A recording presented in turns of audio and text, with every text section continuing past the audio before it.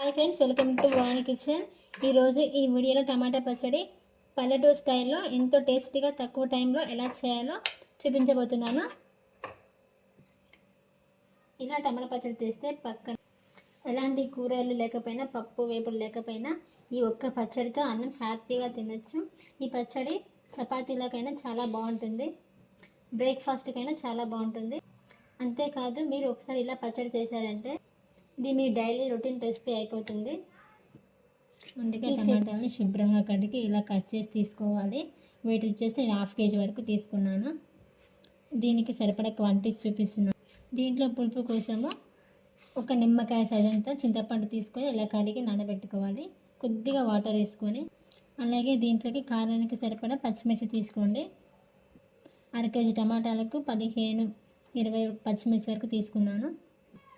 ఈ కారం అనేది కరెక్ట్గా సరిపోతుంది. మీకు కొంచెం స్పైసీ కావాలంటే కొన్ని ఎక్కువ తీసుకోవాలి. లైట్గా ఉండాలంటే ఒక 2 మిరపకాయలు తగ్గించి తీసుకోవచ్చు. మరో పక్కన స్టవ్ ఆన్ చేసుకొని కడాయి పెట్టుకొని 1 స్పూన్ ఆయిల్ వేసుకొని ఇందులోకి 1/2 టేబుల్ స్పూన్ మెంతులు యాడ్ చేయాలి.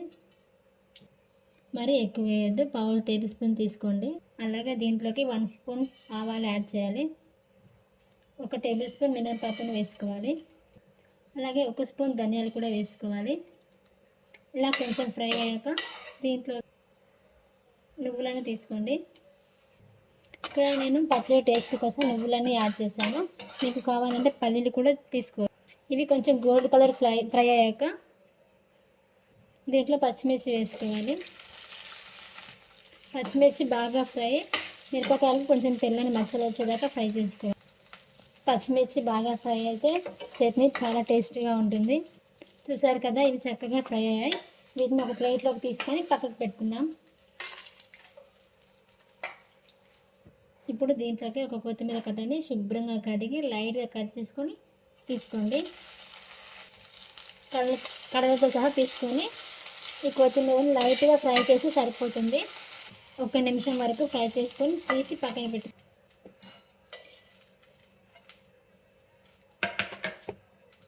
ఇప్పుడు దీంట్లో ఆయిల్ అంతా అయిపోయింది. మళ్ళీ 1 స్పూన్ ఆయిల్ వేసుకోవాలి. ఇప్పుడు దీంట్లోకి తరిగి పెట్టుకున్న టమాటా ముక్కలను తీసుకోండి. అలాగే ఇదే ప్యాన్లోకి రుచికి తగినట్టు సాల్ట్ తీసుకుంటున్నాను. నేను ఇక్కడ కల్లు ఉప్పు తీసుకుంటున్నాను. మీరు సన్న ఉప్పు తీసుకోవచ్చు. ఒకసారి బాగా కలుపుకొని మూత పెట్టి ఉడికించుకోండి. మధ్య మధ్యలో కలుపుతూ 3-4 నిమిషాలు ఉడకబెట్టామంటే సరిపోతుంది. చూసారు కదా, టమాటాలు సాఫ్ట్గా ఉడికినాయి. మరి ఎక్కువసేపు ఉడకాల్సిన అవసరం లేదు. వాటర్ అంతా ఇంకిపోయేదాకా కొంచెం వాటర్ అంతా ఇంకిపోతే చట్నీ అనేది గట్టిగా వస్తుంది. ఇప్పుడు స్టవ్ ఆఫ్ చేసుకొని టమాటాలు చల్లబడే వరకు పక్కన పెట్టుకోండి. ఇప్పుడు మిక్సీ గిన్నెలోకి మనం ముందుగా ఫ్రై చేసుకున్న మినపప్పు, పచ్చిమిర్చి ఇవన్నీ దీంట్లోకి వేసుకోండి. దీంట్లోకి ఒక 10 వెల్లుల్లి రెబ్బలు తీసుకోండి. దీంట్లో 1/2 స్పూన్ జీలకర్ర యాడ్ చేయండి. ఇప్పుడు ఈ మొత్తాన్ని ఒకసారి గ్రైండ్ చేయండి. మధ్య మధ్య కలుపుతూ మిక్సీ పడితే ఇలా కచ్చాపచ్చగా వస్తుంది. ఇప్పుడు దీంట్లోకి కొత్తిమీర, నానబెట్టిన చింతపండుని కూడా వేసుకోండి. నీళ్ళతో సహా తీసుకోండి చింతపండుని. ఇచ్చిన టమాటా కూడా వేసుకోండి. ఇప్పుడు దీంట్లోకి ఉడికించిన టమాటాని వేసుకోండి. మరీ మెత్తగా కాకుండా రోట్లో దంచితే ఎలా వస్తుందో అలా మిక్సీ పట్టుకోండి. చూసారు కదా, ఇలా గ్రైండ్ చేయండి. మీకు రోల్ అవైలబుల్ అయితే రోట్లో దంచుకుంటే ఇంకా టేస్టీగా ఉంటుంది. ఇలా తిన్నా కూడా బాగుంటుంది. నేను ఎప్పుడు పోపు పెడతాను కనుక ఇప్పుడు పోపు పెట్టి చూపిస్తాను. పోపు కోసం 1 స్పూన్ ఆయిల్ తీసుకోండి. ఇప్పుడు దీంట్లో కొన్ని ఆవాలు, కొద్దిగా జీలకర్ర వేసుకొని ఫ్రై చేసుకోండి.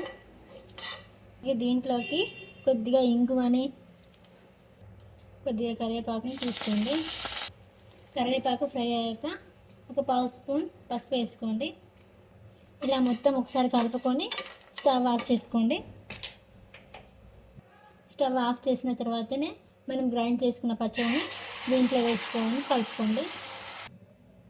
ఇలా కలుపుకున్నామంటే టమాటా పచ్చడి రెడీ అయిపోయింది. ఈ పచ్చడి పల్లెటూరులో ఎక్కువ చేస్తారు. మా అమ్మమ్మ నాకు బాగా నేర్పించింది. ఎంతో సింపుల్ వేలో టమాటాలు, పచ్చిమిర్చి, కొత్తిమీర చట్నీ ఈజీగా రెడీ అయిపోయింది. చూసారుగా, ఇలాంటి మరెన్నో వీడియోస్ కోసం నా ఛానల్ని సబ్స్క్రైబ్ చేసుకోండి. Thank you for watching.